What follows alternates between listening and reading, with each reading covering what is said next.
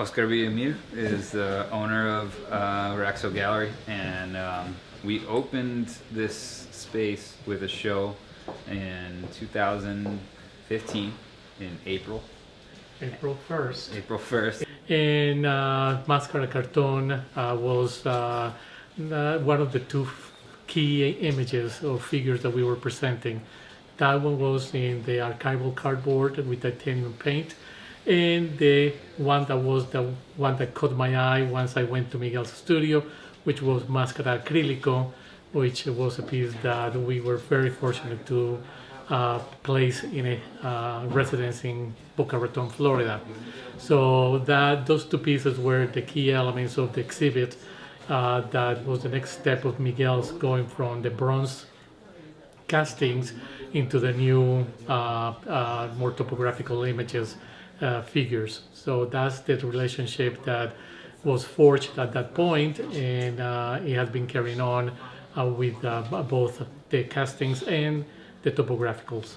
So right now I'm trying to figure out if the 3/4 inch thickness of the piece is gonna be enough of a resolution at the final scale. At this stepping, you lose some of the detail of the original model. Some of the sculpted form is kind of lost. You know, some of the details of the hands and feet and the anatomy are lost in that translation. So bringing it back down to 1/2 inch, you know, I'm thinking is going to give me a little bit more fidelity of that first sculpted form. And I am going to be sculpting the final model at a larger scale. So this guy is about the same scale as the 1/9 model that's on view. I'm actually working on a 9-foot version of the composition, which is going to be 3 times this size. It'll have 3 times the detail. So when I capture that scan data, it'll give me a lot more to work with as well. What is this? This is 3 feet, 4 feet wide? 3 feet wide, 1/9 version. So this is going to become 9 feet wide. This is going to become You want to do a 9-foot wide one. I'm working on a 9-foot wide one now, and in that I'm actually figuring out all of the engineering of how to anchor these pieces to the bridge. So it's kind of a dry run of the final version at a smaller scale. So how much time have you spent on this piece in total?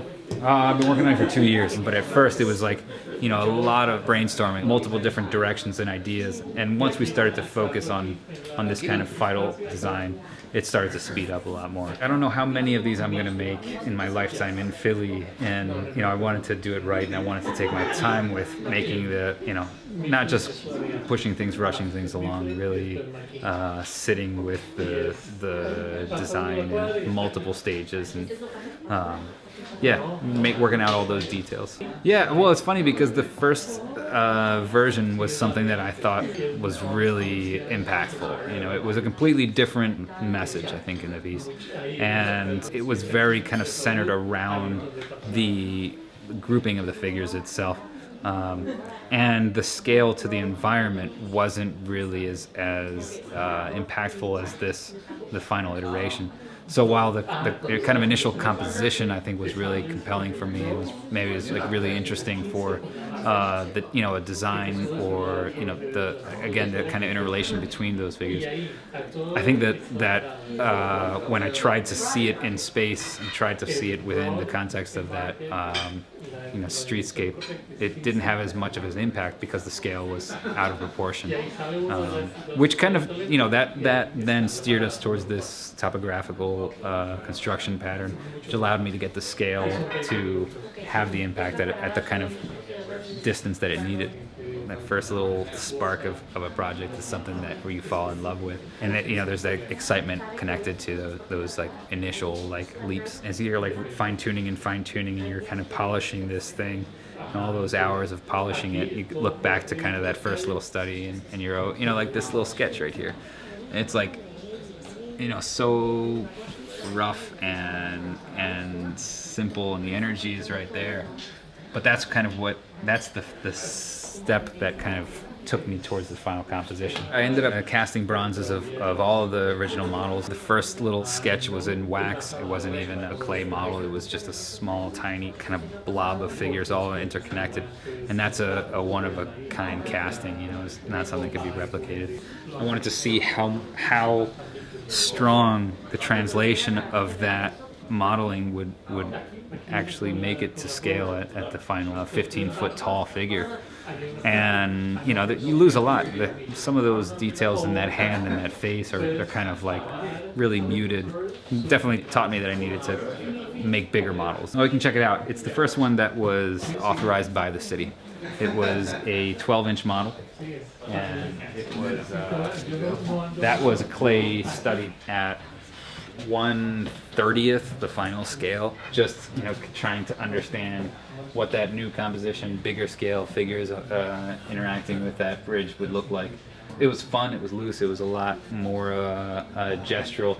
You know, the spacing between them is a lot more open. Certain things work at this scale that as you build them up, they kind of lose their impact. But again, it's always nice to kind of look at those first inspiring pieces. I hope that it kind of reinforces with like the individual, that it resonates the strength of their place within their community, within their society. You know, there's a role of each one of these figures in this action between the bridge, the group, and without one of them, you know, all of this structure would falter. So it's, you know, it's seeing that, you know, that you are important, that your voice is strong, that your, you know, contributions are important for everything that it's contributing to. Also that, you know, you are, you know, reliant on those structures that you're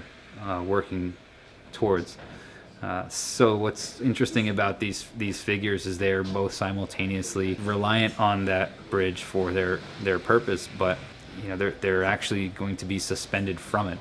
Even though they look like they're sustaining it, the actual application of the form is they're anchored to it. So I think there's a nice relation back to the title, Contrafuerte, the counter force. So there's a student at PAFA that did all this bronze casting for me. And he went down this summer to the south, where they have like a open casting like every once in a while. So you just like bring a radiator down and a shell, and they just have like big like open fires and furnaces going, and like everybody's just casting a whole bunch of iron, and it's wild. It's like there's just like 5-foot flames. Hey, look at that. Jesus. That's like they're like adding Oh my magnesium God. to the furnace or to the crucible, and I guess that like helps it like flow better. But it's just Well, my last question is really just like, how did you arrive at the concept of people? So it was it was nice because we started with looking at some of my past work, and the commissioning developer really responded to a piece from 2011 that was similar in its kind of like core, where there are these two different groupings of figures, and they represented these kind of two natures of energy. One of them is actually in the back of the gallery there. So one side was these figures kind of like clamoring, trying to kind of upend each other and trying to kind of get to the top. It was kind of like crabs in a barrel, you know.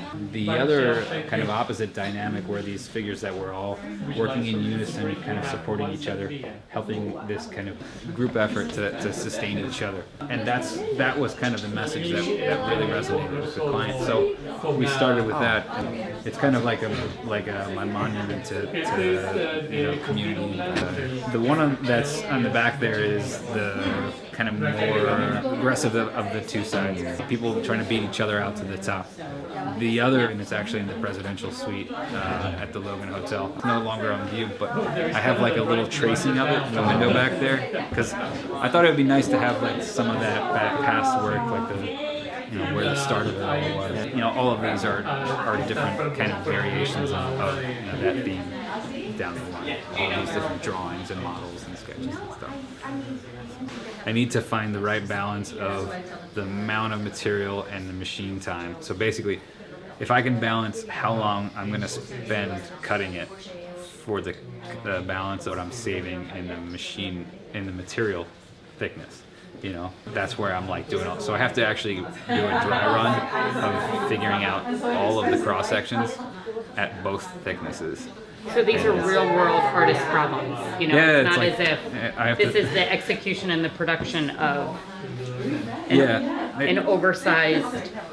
Unfortunately, I've kind of like made this process where I'm all self-reliant, you know, so I can't like, I probably could train somebody to like unload it, but I've made it so that it's feasible for me to do it at this scale and for me to try and figure it all out. So now I just have to sit in front of the computer for like a week straight and like move all these little like contours around until they fit. One time that we installed this, what the collector that actually started this whole project, he had a mirror on the side of one side of his house, and this was installed on the other side. So it kind of doubled the distance. And I was looking in the mirror, and I couldn't see the sculpture because it just like was completely transparent. That's It was crazy. incredible. Yeah, dude, Yeah. the light's showing up crazy on this thing. Yeah, it's pretty nuts. I don't know if it's like what's the right orientation. No, yeah, I'm getting a huge glimmer right now. I'm like moving a little bit around it too, just to show off how. And step back. The further back you step, Yeah. the bigger that gets. Tell me when I got the Ears like pulled from my head. Yeah, the ears will just like disappear. Yeah. It's like hard to estimate.